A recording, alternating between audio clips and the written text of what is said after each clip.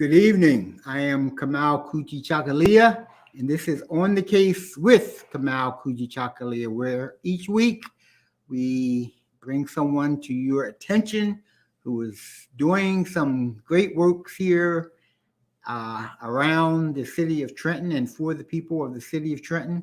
This week we have a good brother who's been hard at work here in this city and elsewhere for many, many years. It's going to be George V. Johnson, who is a vocalese master.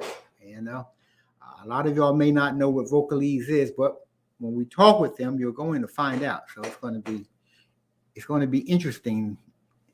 But before we get to that, I want to thank everybody who supports us. And I also want to thank the people who help bring this show together for their time and their efforts. It's a lot of work. And we do it because it's needed. Luckily, what has happened in the past few months is that there have been a number of podcasts started in the Trenton area, and that's a good thing. That's a good thing because we need to talk with each other.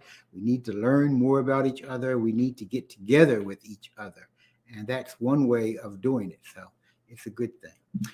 But before we get to Brother Johnson, I am, as many of you may know, a Chinophile, meaning that I like China. I like what China is doing in the world. Most Americans are Chinophobes.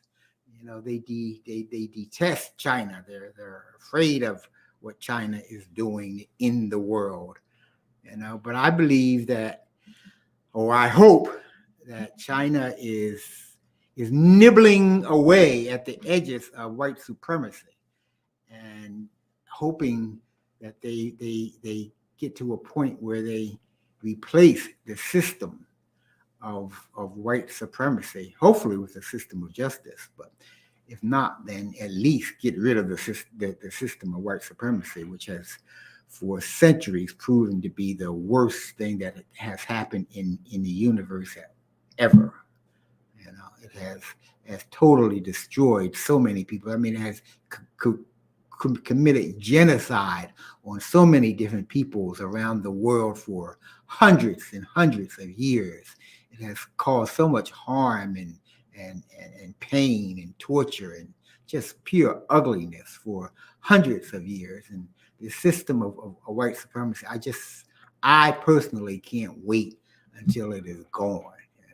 But, being a system of white supremacy, that means that it is supreme universally. It isn't just supreme here in America or just supreme in Europe or in Africa. It's supreme globally.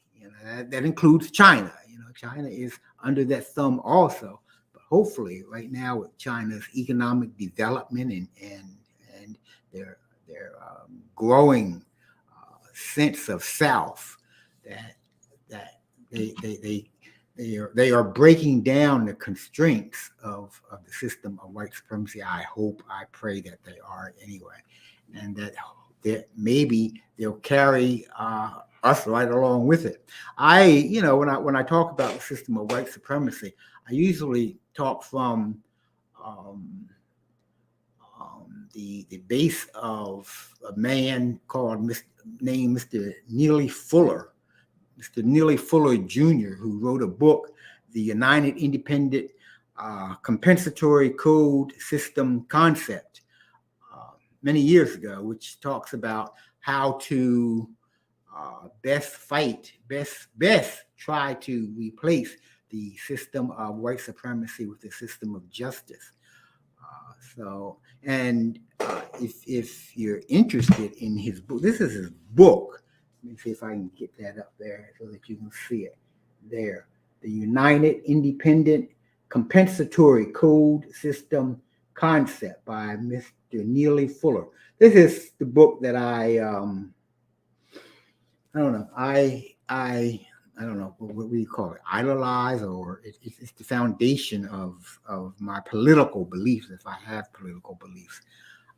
Um, so, and I hope what China is doing. China, what that mean? They have 1.4 billion people, and people don't understand that. Before what the 18th century, China and India were the largest economic blocks in the world. They were the biggest engines economically.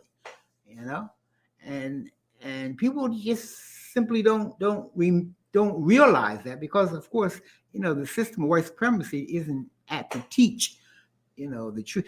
I was talking to someone today about the weapons that the system of white supremacy uses against us. When I talk about us, I'm talking about the white supremacists use against non-white people. And the three things that they use against us is deception. I mean, they lie to us, constantly lying to us. They lie to us about China all the time.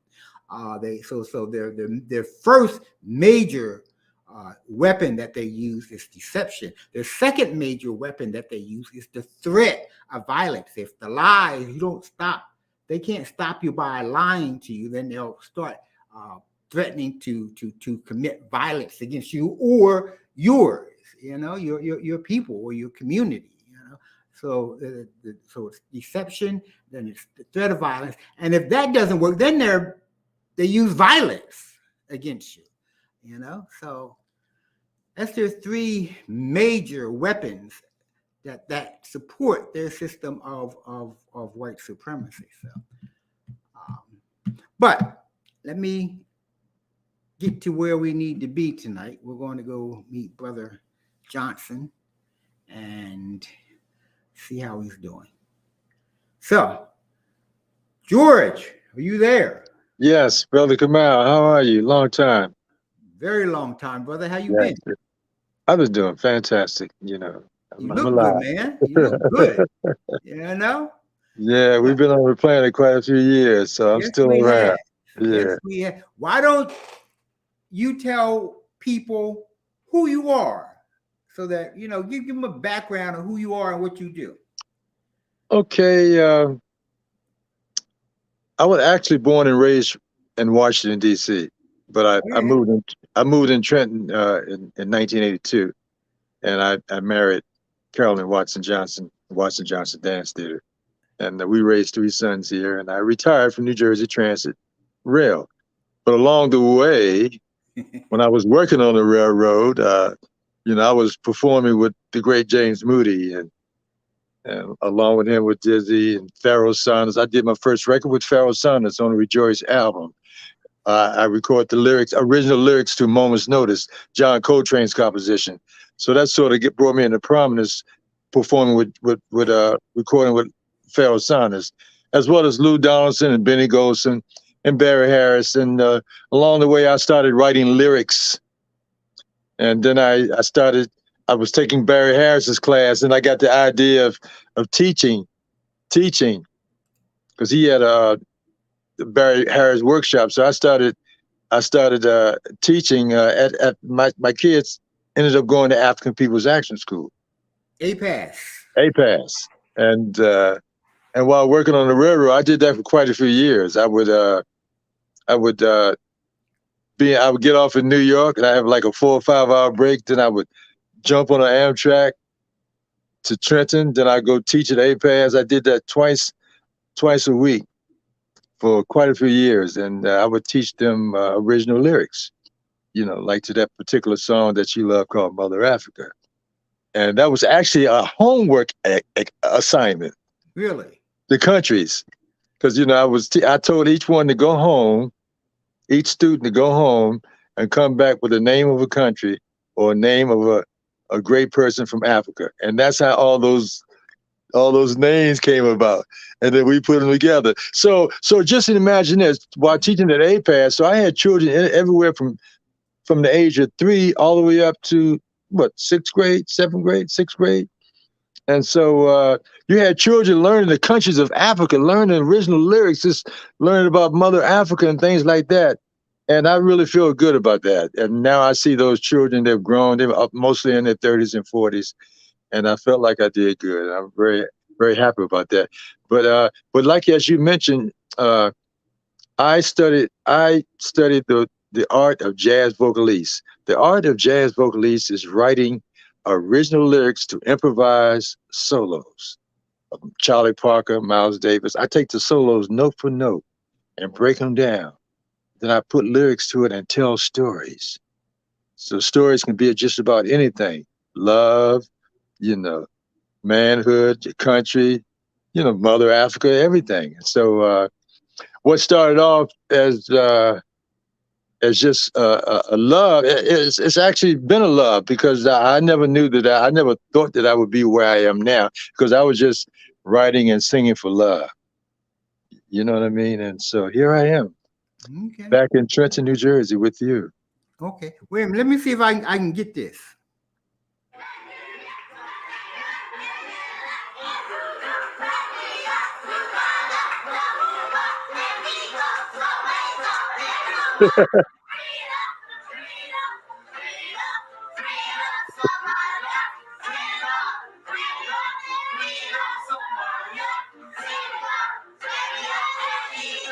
Wow.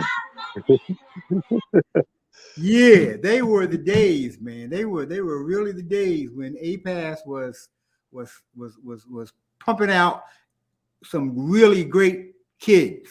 Yeah, and you know what? Every time I went in there, I took my video camera.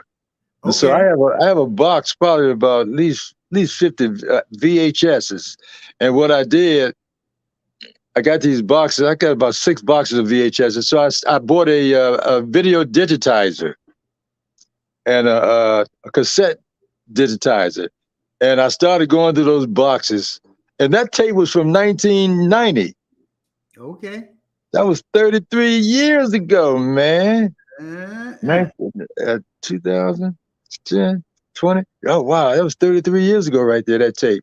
And so I would go in there and I would teach them lyrics to like Sonny Rollins, St. Thomas, and Mother Africa, and Moment's Notice, and The Gingerbread Boy, so many songs. And that was one of the most important parts of my life, just reaching out to those kids. And plus, I was teaching them how to rap.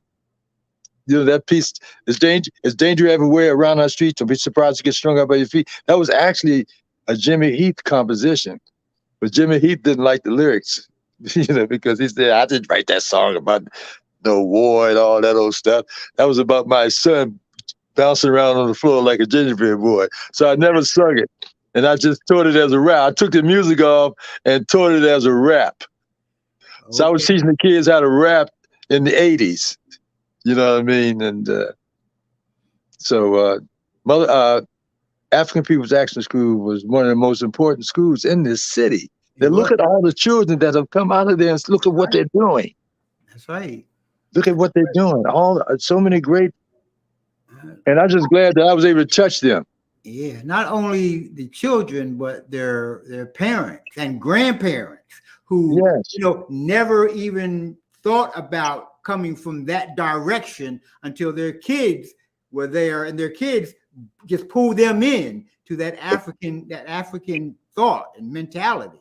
Oh man, that was one of the greatest things, because you see, I was singing with James Moody, and when I started working on the railroad, I was working on Here I go.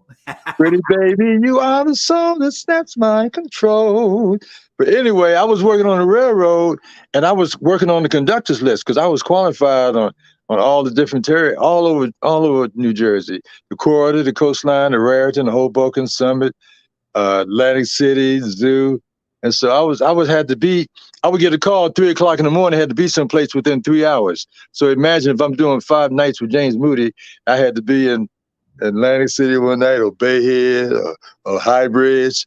I was almost killing myself on the highway. So I kind of told James Moody I had to quit, but he had told me keep my job because it's pretty rough out here. And when I did that, that's when I really started teaching.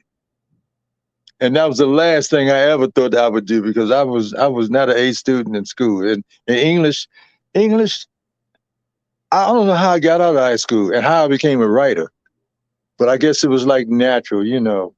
I didn't know my destiny. I didn't know what it's going to be. But what I found out, if you love something, just do it. And you don't have to be. I was too small to play ball, you know. But you couldn't tell me I couldn't sing. And I just kept on and just developed. You know, that is a great lesson for young people, for anybody. You know, you don't have to just do it. You know, if some people I talk with, they say, well, I'm going to do this once I get this, and once I get that, and once I get this. I just tell them, just start now. You know, you'll get that stuff as you need it, you know? Yeah, but I had an early childhood development with music. You know, my father, you know, he was like the neighborhood DJ, you know, before DJs were popular. He, in the 50s, he had built his own sound system and stuff. And he had a microphone. And then the resident manager was a piano player. And they had jam sessions at his apartment on a regular basis. Mr. Spencer Payne. He was a great... In Washington, D.C. So I got to meet people like Keita Betts and Shirley Horn. Those are the people in the jam sessions when I was a kid. And this went on until I was a teenager. Really? So it was like, those seeds were planted in me early. Right. And then my father would always play songs by King Pleasure, like the Moody's Mood for Love and John Hendricks. And then, you know, I was sliding around like Jane Brown and what's the little boy? Hey, I'll always love you. I was singing like little, you know, all those little guys. Little Anthony. Not little Anthony, but what's his name? The teenagers. Okay. The teenagers. So when he would leave, I would turn on the microphone and just sing along. But he always knew, because the diamond needle or the record be scratched or the diamond needle be broken. Who's been messing with my music? Who's been messing with my stereo system? And so later on, I got to meet a lot of those people in the 70s. I got to meet later on Shirley Horn. Didn't come to find out. See, she went to school with my father. So she took over the workshop. It was a jazz club in Washington, D.C. called the Pigfoot. And that's where I started. By the time I was 22, I had learned all those songs that my father was playing. I was singing everything. And when I walked into Pigfoot, I knew Night in Tunisia, things like that. And come to find out, John Malachi, the pianist who had the workshop, played with Dizzy Gillespie and Charlie Parker back in the Billy Eckstine Big Band. You know, so, you know, this is a great story, man. You just don't know the connection. And he gave Sarah Vaughan the name Sassy Sarah Vaughan. Really? He also gave me the name Your Majesty. Now, he said back in the 40s, when they was with the Billy Eckstine Big Band, see, that was all the killer players. They had Charlie Parker, Dizzy Gillespie, Art Blakey, Miles Davis, you know, all the killer players. And they had three singers, Sarah Vaughan, there's Lena Horne, and Pearl Bailey. Sarah Vaughan was this little teenager. She was a teenager, real sassy, always cursing out the guys. And John would always tell her, why don't you stop being so sassy? Stop being so sassy. So fast forward about 10 years later, John started accompanying her, and he would introduce her as Sassy Sarah Vaughan. So that's how Sarah Vaughan got the name through John Malachi. So after John Malachi left the workshop, Shirley Horn came in and took over the workshop. But Shirley went to school with my father. They was in junior high school at Shaw Junior High. And so when I walked in and I told her my name was George Johnson, she literally fell out and hugged me. And, you know, Shirley, so we were good friends ever since. So those were the people that I learned from. See, I didn't go to college for this. I learned through building relationships. See, I'm an old schooler, you know, but when I was coming up, you couldn't go to school for this, you know, you either sang in the choir, I sang in all the choirs, but I did the doo-wop, and then I would play with my father's records and started writing lyrics. Here we are now. And I just kept on and kept on. The whole thing is building relationships and staying dedicated and working on your art, working on your craft. Okay, and you've been doing that ever since, right? Yes, I've been doing it all my life, man. I've been writing lyrics since. Well, see, I was rapping before they call it rap.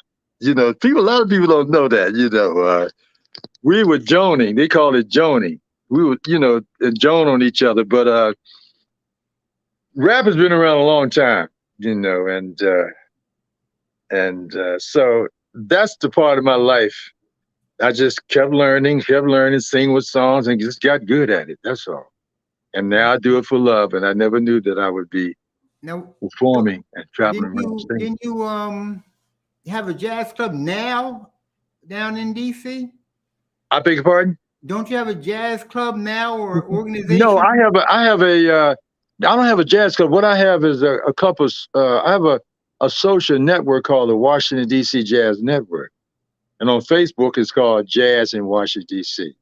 And I also have I run several groups on website, and it's very. Let me tell you what the social network is very good if you use it properly. Do you know what I mean? And it's a good way to promote yourself. You know, if you got different groups like 10,000 or 20,000 people in a group, you can put something out there, bam. And, this social network is like right on the second. You know what I mean? So that's the great thing about these cell phones. You can send so much information out. That's and right. So I have the Washington, D.C. Jazz Network. And it's just something, it was like, I started actually 15 years ago. It's like Facebook, but it's not politics. It's just people get together with music, and that's www.Washington DC Jazz Network. Just now.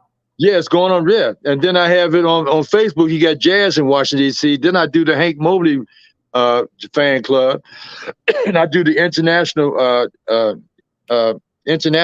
jazz site, and the African American classical music jazz site, couple sites that I'm into, and it's good for promoting. And I like bringing people together, networking, giving people information. And just like this podcast, you're giving people information. We're telling our story. We have to tell our story. That's true. That's very true. Now, do you consider jazz to be classical musical? Yes, African American classical music. Right. It's the only true art form of America, created by the slaves. Let's put it this way: the drums come from Africa, the keyboards come from Africa, the windpipes come from Africa, and the people who were taken there, they brought that music and brought that craft over here, and that's how those other forms of music started. You got your field music, your gospel music, you got New Orleans. It was happening wherever they were taking slaves is where the music was popping up. And so, and I'm glad to be a part of that. And you are a part of that. Yeah. And you just have a new, I don't know what to call them nowadays, albums or CDs or podcasts or what? Well, it's in the form of a CD, and it's in the form of the streaming sites. And then if I want, I could get an album made. But it's a new album called Walk Spirit, Talk Spirit, and that song it's in memory of McCoy Tyner. In fact, that's one of his classic songs, and that's the name of the CD. And I'm having a CD release party this Saturday at Rosetta's Jazz Cafe in Morrisville, Pennsylvania, right across that bridge that's right behind you. That's on Old Trenton Road, right? Yeah, but actually you can go across the Trenton Morrisville Bridge. That's quicker. That way you don't have to pay a toll. That bridge Trenton makes the world takes. You got to pay. It's $3 now. The last time I was here was 25 cents. Wow. So it's at Rosetta's Jazz Cafe this Saturday, the 10th, from 7 to 10 p.m. And I would love for all my students, everybody that came out that I touched some kind of way, please come out there. I need you to mob. What do they call that? Mob? How do you call that when everybody, a flash mob? Oh, yeah, I've heard. I need 100 people to come through there. And I got some songs, man. I've written so many songs. I just want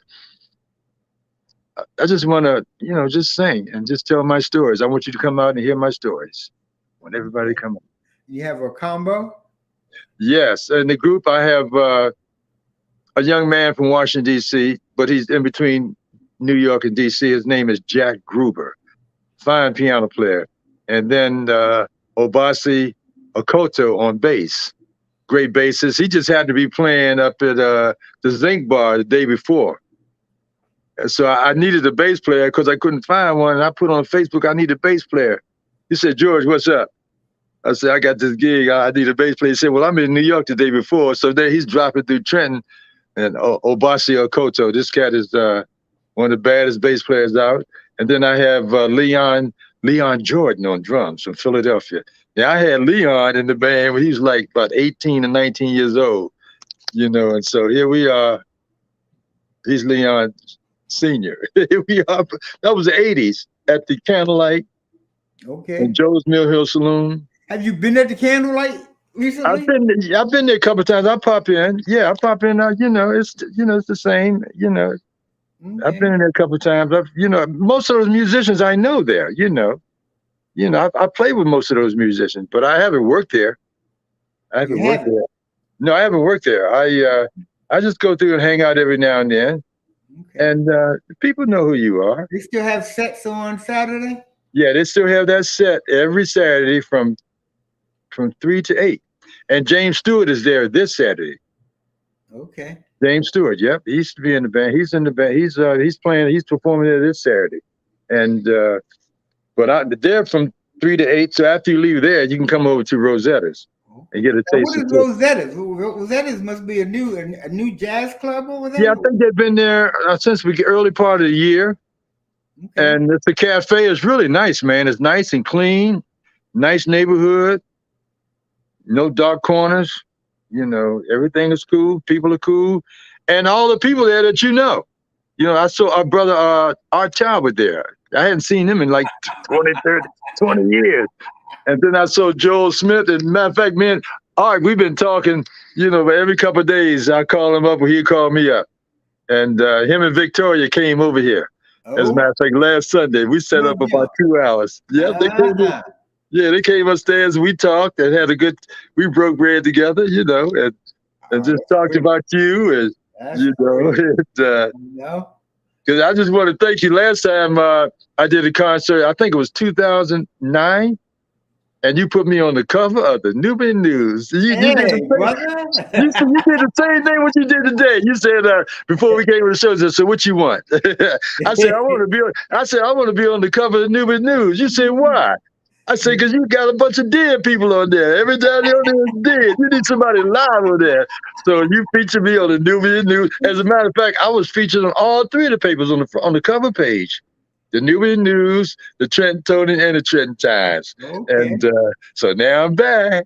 There you are. There you are. See? Hey, you know, we have to support our own. That's the way we deal. You know what I mean? Yeah. And the Nubian News is always close to my heart because Jim Harrison started the Jazz Spotlight News in New York. And that was the hippest newspaper in the world. And the musicians were the editors and the contributors. And that's the first time I ever wrote an article. Jim said you could write whatever you want. And I found out the key to writing. All I did was interview somebody and just transcribe, ask a bunch of questions because I knew a lot of cats and just transcribed it. And those things ended up being real interesting. So now I need to do a book like that. That's true. That's very true. Because you have a lot to say. You've done a lot of things and you've helped a lot of people. You know. Yes, I'm very thankful to still be here. The knowledge that you have up in your head, man, you should definitely give it. Kamau, so I want everybody, I want you and Doreen, everybody to come out this Saturday, man, because I got a little treat for you, man. Okay. I'm ready to explode. I haven't really performed since the pandemic. This will be my first full concert. Now I've been on guests, like singing on other programs, singing 1 or 2 songs, but I haven't sung a whole performance myself since the pandemic. So this would be a real treat, and I'm ready to explode because I got a lot of songs. And a lot of memories, and you know, Mother Africa. I'm gonna do all those little things. You do Mother Africa. Yeah, if you come, I'll do Mother Africa. Kids would come home, come home from school, and they be going, Botswana, Zimbabwe, Zaire. Where are you Mother getting it Africa. from? Hey, man. Yeah, man. Hey, I remember kids went to Disneyland? Yeah. Mama Carol and all the teachers, they had popcorn sales and hot dog sales and hamburger sales for like a whole year and raised enough money. I think we took like about 35 kids to Disney World. And I got those videos. I got the videos come out. I got the videos. I don't know. I just have this thing about videoing things, you know, and I got that history. And and it's so great to well, you transcribe them and get them out in the cloud, man. Get them up in the cloud so that the world can share them. Yeah. And is a good way to make some money, you know. So, well, you know, I never really tried to make any money off this music, but now I know I'm worth something because let me tell you something. I think it was I was singing with James Moody at the Village Vanguard one night, and it was this little drunk guy hounding everybody. And then James Moody kind of pushed him off, and then he came up to me, George Johnson. He was drunk. He was a doctor. He said, my name is Dr. Ed Small, blah, blah, blah. And I'm from Kansas City. I'd like to come to Kansas City. I said, I love the Kansas City. He said, well, here's a check right now for $500. Let me know what the flight is, and I'll pay you more than what the flight is. And here's it. And then I called him up. He gave me a check for $2,500 before I got there. I said, and I had only been singing about a couple of years. I said, damn. Wow. So now you know pretty much that you're worth money because people, if you're doing something good, people will pay for it. But now, like I said, I never really did this for money because I was working on the railroad, had a good salary. And, you know, and back in the 80s and the 90s, cats were traveling, making all this money, you know, all these festivals and stuff. And James Moody told me in 1985, he said, George, keep your job. Because with my name and my reputation, I can't even buy a car or a house. The great James Moody told me that. And I kept that job on the railroad. And I'm so glad I did because now I got my retirement. You know, I have my pension. And now when you look on Facebook, all those great guys, those great musicians who were traveling, trying to make that bread, but you got to take care of that paper. That's right.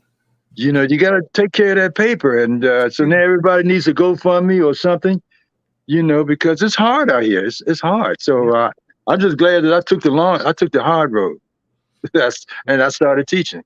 You know, that's how I met you at APAS. Yeah. Mm-hmm. That's very, very true. We have been back to back for many years, you know. Oh yeah, Carolyn, you were teaching me back, you know. Yeah. And my Tennessee, Georgia was born there, and she started working there when Tahir was a baby, was a kid, like 3 or 4 years old. The idea was, you know, I think all our kids came through APAS, man, and just look back at all of them. I think everybody's doing pretty good. Timbuktu and APAS. You know? And what about the Garvey? Wasn't the Garvey school? Where was the Garvey? That's in Atlanta. Oh, the Garvey school. That's Atlanta. Makita and them, right? I don't know. Garvey. I think it's the Garvey school in Atlanta. Well, I think they were over on East Trenton. Oh yeah, okay, they were in Trenton. Okay, yeah. All were good schools. We need that Pan-African education. We do, and we don't have that anymore. In Trenton used to be a pretty good Afrocentric city back in the, late 80s, early 90s. You know. Yeah. Because I remember, I went up to. I think one of the kids ended up going to Joyce Kilmer, and that was a school with no walls. Right. And I went up there to talk to one of the teachers, and they recognized. He said, "Oh, Mr. Johnson, can you come in here and teach my kids?" And so it's a school with no walls. And there's a school with no walls, and so when I started teaching Mother Africa. The teacher started running over there. What is that? What is that? What is that? Oh, can my class do that? Can my class do that? I had like about 6 classes. I had like about 75 children. And so I was going there as well as APAS. I was go there twice a week. And next thing you know, so those videos are on YouTube. Those Okay. videos are on YouTube. And let me throw these keys downstairs. 1 second. Okay. Yeah. Lord. Here we yeah. are talking to this brother. You know, APAS back in the day was such a great school for our children because Mama Pat made sure that they got their education. It was. How's Mama Pat doing? She's doing. Last time I saw her, she was doing very well. Very, very well. Okay. You know? Okay, that's good. Yes. Mama Pat took care of the education. You know, man, I used to look at it, and they used to, I mean, in 3rd, 4th, 5th grade, they were doing 10, 15-page essays on Black people or Black places. And, you know, I mean, it got to be natural and normal. When they finally went off and did, you know, went to regular schools, you know, they said, they already knew everything that was being taught. Their foundation was so great that anything else, it was just built, you know, it was easy to build on top of it. So. Yeah, I got to open up the door for them, man. Just hold on. I'm going to talk to you. All right, go ahead. You go ahead. I'm going to keep talking to my people. Huh? You know, you go ahead. I'm going to talk to my people while you're going. Okay, I'll keep talking. Okay. So, you know, APAS and Timbuktu Academy, which was on Stuyvesant. Right. They were great. And what was Baye Makita? Well, back in the day, we had Makita Mama Dino. Okay, Mama Dino used to put on productions which were, just out. You would think they were professional productions the way they put on, but they were all African based. You know, the kids would be on drums, the kids would be dancing. She would bring in walkers, whatever. Baba Kaji, and I have all those videos, man. All those Kwanzaa celebrations. Those Kwanzaa, I have those Kwanzaa celebrations on video. Oh man, that kind of that needs to be shared with the world because they were really great. But you ought to monetize that somehow. Figure out how you can monetize that. Wait, we need to put our heads together and talk about it because I never thought about it. It was just some history, you know. But that's a good idea.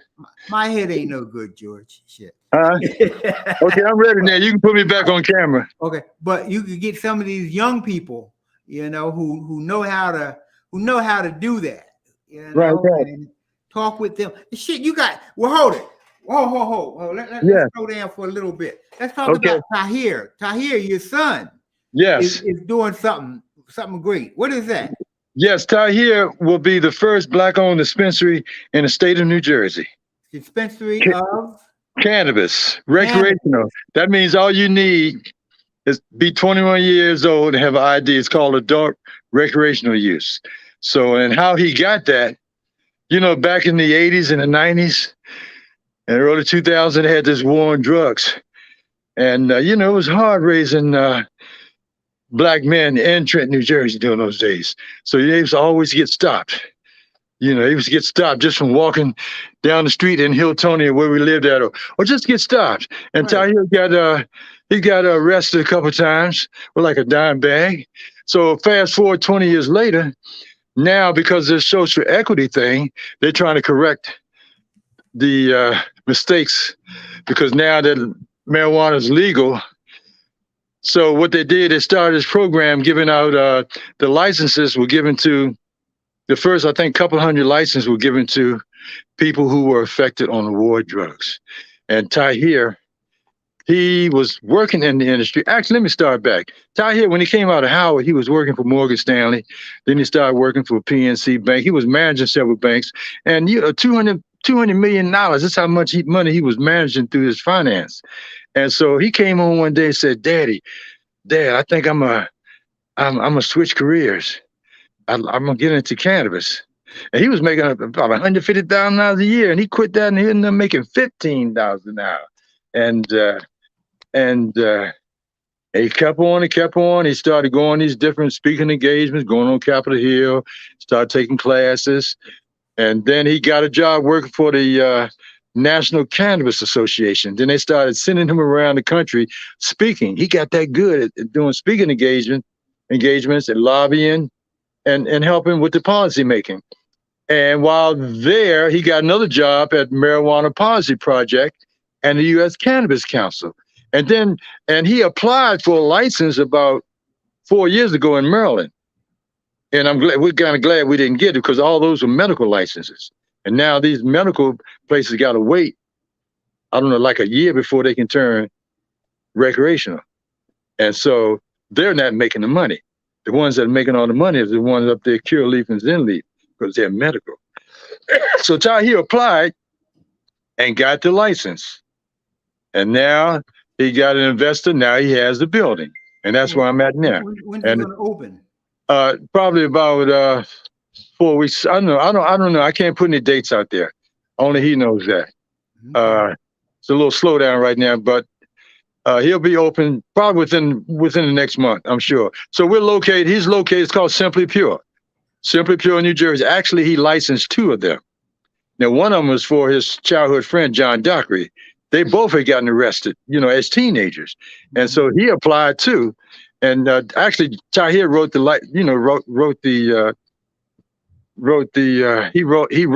He wrote it. Policy. The application. He did the application, and they both won. So one will be downtown Trenton. That would be a micro store. And Tahir up here, we got 7,000 square feet. He has 7,000 square feet. The retail is going to be 2,000 square feet, and he's going to have. You got the retail area, then you got the kiosks, and then over there where Stevie T's used to be at, that big field, that's going to be like a 100-car parking lot. They already started digging that up day for yesterday. And a loading dock and everything. It's going to be beautiful, man. And it's going to be one of the finest dispensaries in the world. Okay. It's called Simply Pure. So that's why I'm in Trenton so much, because I'm up here helping him. And I've been actually videoing live these guys working, with the behind that camera, huh? So people can see the progress of what it's really like to build from the ground up a dispensary. And so that's what they're saying. They saw the demolition. Now they're watching the build up. Now they just watched them put a steel vault in there.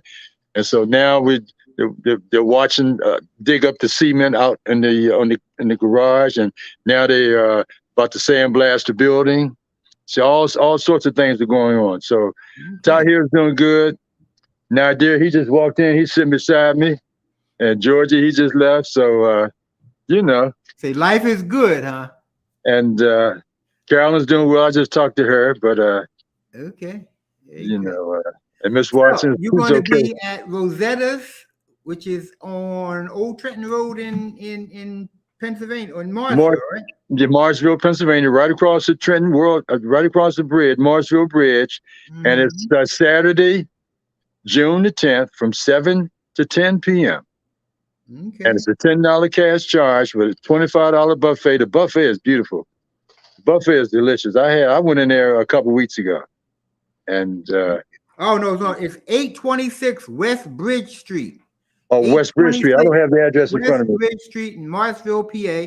And you're going to be there from 7 to 10 p.m. From 7 to 10. Okay. At right, 826 West Bridge Street. It's called Rosetta's Jazz Cafe. Okay. Yeah, that's this Saturday. Johnson and his band will be at Rosetta's Jazz Cafe on this Saturday. Right. Day after tomorrow. Tomorrow's Friday. All right. From 7 to 10 p.m. and it's at 826 West Bridge Street in Marshville. And I need a flash mob. I need 100 people to rush through there. All right. That sounds good to me. I think you get them too. All right. I love you, man. I love you, brother Kamau. Thank you for having me on your show. Brother, it's always great to be with you. Always. All these years, brother. Yeah, many years. We were young, man. I think we was in our 30s when we met. We was raising little kids. Yeah, man. We was in our 30s. Then look at us now, 40 years later, 45 years later. Here we are. All right, George. Thank you for having me on the show, and I hope you and Doreen can make it through. And all right, brother. Brother Al, Brother Talbot, and everybody else, please come out to the show. All right. Mother Africa, Mother Africa, yes, we love all you, right, Mother Africa. Bye-bye. Peace and blessings. Bye-bye. Okay. Wow. Whew. George Johnson. All right. That's good. That's good. That's good. That's so good. You know, it takes me back so many years, and it brings me right up to the present day. It's good to have the brother with us sharing, and I hope he gets those videos, because I mean there was some outstanding work done back in that day. Just outstanding work that was done, and it would be so good for the world to see him, and it would be good for him to be able to make some money off of them. So if any of you young people know how to monetize, these videos, get in touch with Brother George. Okay, he's on Facebook, George V. Johnson. So, you can always find him. Okay, next week, we have a dynamite guest next week. Another Trentonian who's been in this city. I mean, working hard in this city for a long time. Sister Annette Latif. Okay, he's going to be with us next week, and we remember her as being the former Trenton councilwoman. We remember her as being the executive director of what they call it. MBOS. Is that it? Mercer County. I don't know, Mac Balls or something. Anyway, she'll be with us next week. Annette Latif, and that should be a very good conversation, because she knows a lot about this city, and she's helped a lot of people, and we love her for the job that she's done for all these years.